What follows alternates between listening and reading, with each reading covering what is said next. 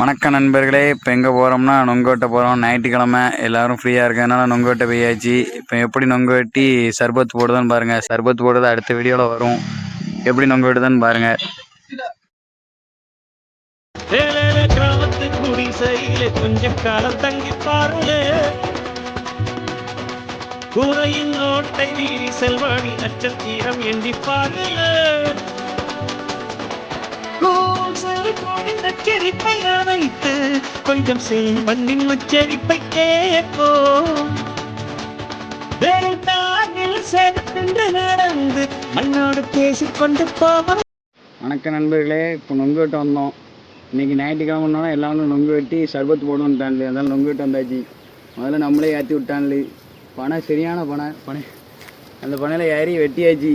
வெட்டினதில் மூஞ்சி பேரும் அடி வேற்று இது இருக்குது. 1000 ரூபா ஒரு காசுக்கு ஆகாது. 1000 ரூபா வெட்டுறதுன்னு நல்ல 1000 ரூபா வெட்டுறதுன்னா ஒரு காசுக்கு ஆகாது. 1000 ரூபா வெட்டுருக்கான்ல. இருந்தாலும் இவ்வளோ நொங்கு வெட்டியாச்சு. ஒரே மரத்தில் இவ்வளோ நொங்கு, இவ்வளோ வேற்று விருவத்துக்கு இவ்வளோ நொங்கு வெட்டியாச்சு. இப்போ அடுத்தல ஒருத்தன் பனையில் கிடக்கான். அங்கே பாருங்க, அந்த அவன் வெட்டிகிட்டு இருக்கான். இப்போ அதில் எவ்வளோது வெட்டுதானோ பார்த்து வெட்டி இன்றைக்கி நொங்கு சர்பத்து வாங்க பார்ப்போம். வணக்கம் மக்களே. நொங்கெல்லாம் வெட்டி முடிச்சாச்சு. இப்போ நொங்கு சீவி பிடிக்க போகிறோம். பாருங்கள், இங்கே இருங்க. நொங்கு குடிச்சு எப்படி இருக்குன்னு மட்டும் சொல்லதான் மட்டும் பாருங்க. செம்மையா இருக்கு. இந்த வேலைக்கு இதை மட்டும் குடிங்க, அப்படி உங்க உடம்புலாம் குழுன்னு இருக்கும்.